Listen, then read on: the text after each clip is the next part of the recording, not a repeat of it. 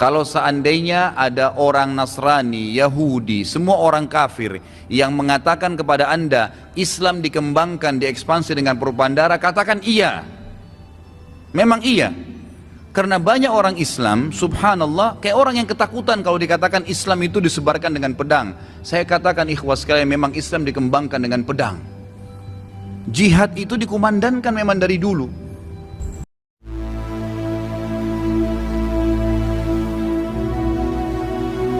Mahdum Sayyidina Ibrahim Asmorokondi, abahnya Sunan Ampel, itu generasi ketiga. Tapi yang paling berhasil generasi keempat. Apa sebab? Metode manhajnya yang pertama ukhuwah. Antar ulama itu ukhuwah, nggak ada perbedaan di dalam, tidak ada permusuhan di dalam perbedaan. Tidak saling menyalahkan di dalam metode dakwah. Oh, ini dengan caranya yang tegas, monggo. Ini dengan caranya yang halus, monggo. Tapi generasi keempat ini yang paling berhasil. Apa sebab? Mereka berdakwah dengan cara berebut simpatik. Mereka berdakwah tidak ada satupun darah tertumpah, nggak ada peperangan. Yang kedua, yang hebat, Wali Songo ini berdakwah, tidak ada orang yang tersakiti hatinya, subhanallah. Berdakwah mengislamkan Sabang sampai Merauke, nggak ada orang yang sakit hati. Nggak ada menggores perasaannya orang itu, nggak ada, subhanallah. Tapi hasilnya, buahnya, lihat, orang Islam terbesar di dunia ada di Indonesia, barokahnya Wali Songo, subhanallah. Dakwah itu kayak begitu, nyenengkan hati, tentram. Bahkan orang yang non muslim nyaman dengan dakwah kita. Ini sekarang dakwah, sesama muslimnya nggak nyaman. Sesama orang Islamnya nggak rukun. Mana bisa kita ini akan tentram, akan barokah. Ekonomi akan mudah, ekonomi akan gampang, nggak ada. Nggak mungkin, karena apa? Kita putus silaturahmi, saling curiga antara satu dengan yang lainnya. Suudon. Makanya tugas kita, saya ingatkan lagi, tugas kita sebagai hamba jangan menjadi Tuhan. Tugasnya Tuhan itu mengkoreksi hamba. Tugas manusia menutupi aib. Bagaimana caranya saudara kita tidak terbuka aibnya? Bagaimana caranya saudara kita ini tidak malu di muka umum? Bagaimana caranya saudara kita ini rukun? Jangan sampai ada perseteruan. Jangan sampai ada perpecahan. Cukuplah negara Timur Tengah sebagai contoh. Saya kemarin ketemu sama beberapa anggota TNI yang mereka tugas di Libya, tugas di Suriah, tugas di Libanon. Waktu saya gendong anak saya, lihat anak saya, nangis dia. Saya ingat anaknya Habib ini, ingat saya ketika saya di Libanon. Saya lihat anak-anak kecil-kecil, mereka lagi kelaparan. Mereka semua lagi makan nggak bisa, sekolah nggak bisa, pendidikan hancur-hancuran, luluh lantak. Luluh lantak.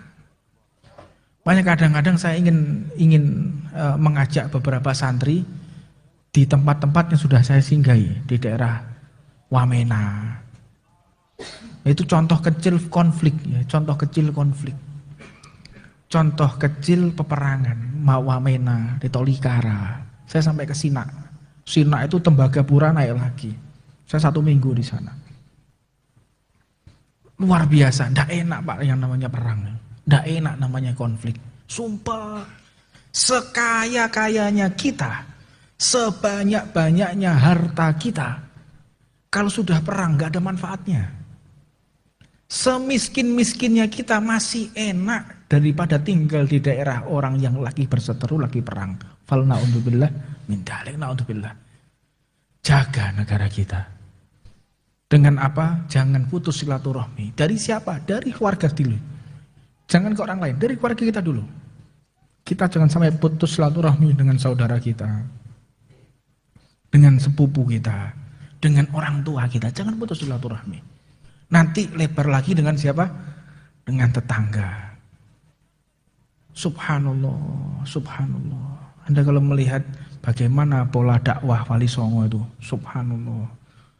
Orang itu pada rukun semua. Tasamuh, tafahum, tawasud.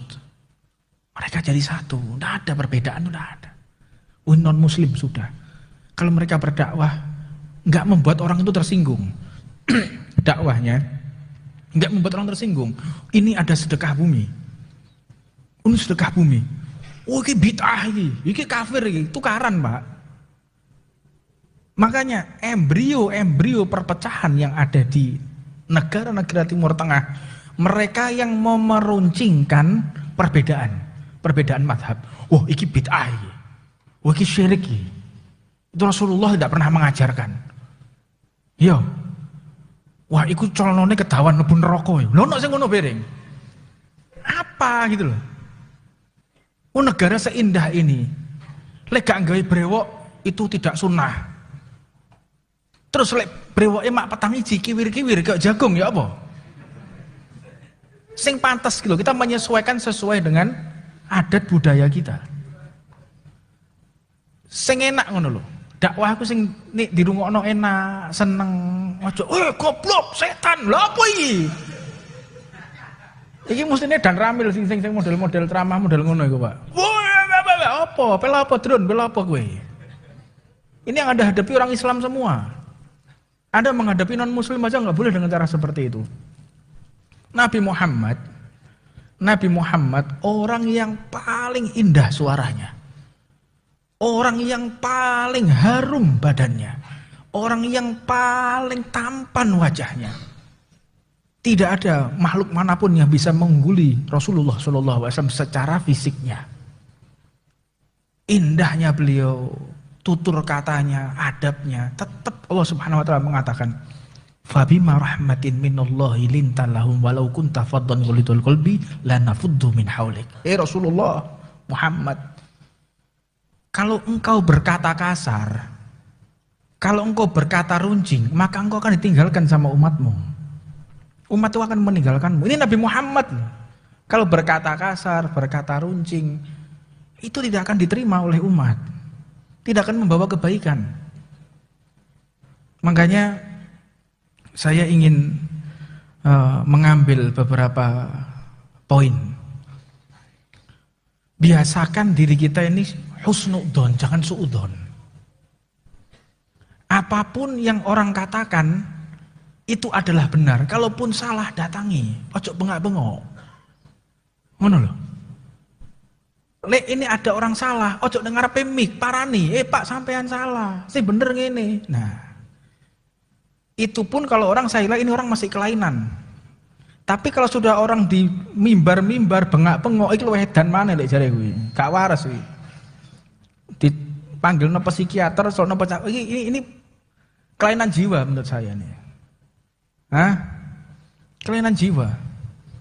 Orang kalau menasehati orang, seumpama ya, di omahmu itu ada lukisan miring, ada lukisan tuh miring lukisannya, ditelok miring, Mas sepurane ya, lukisanmu ki miring, coba lihat lurus, api Pak, ditelok toko aduh, api, miring, tulisannya ki miring, ada tulisan lafadz Allah, di rumahnya tuh miring, sampean kepengen ngelurus no, Pak, iki omai sampean iki lafadz Allah ini miring. Iku coba lihat dilurus no, wapi Pak. Apalagi tulisan Allah, jangan sembarangan. Itu kan Tuhan kita, Allah Subhanahu Wa Taala.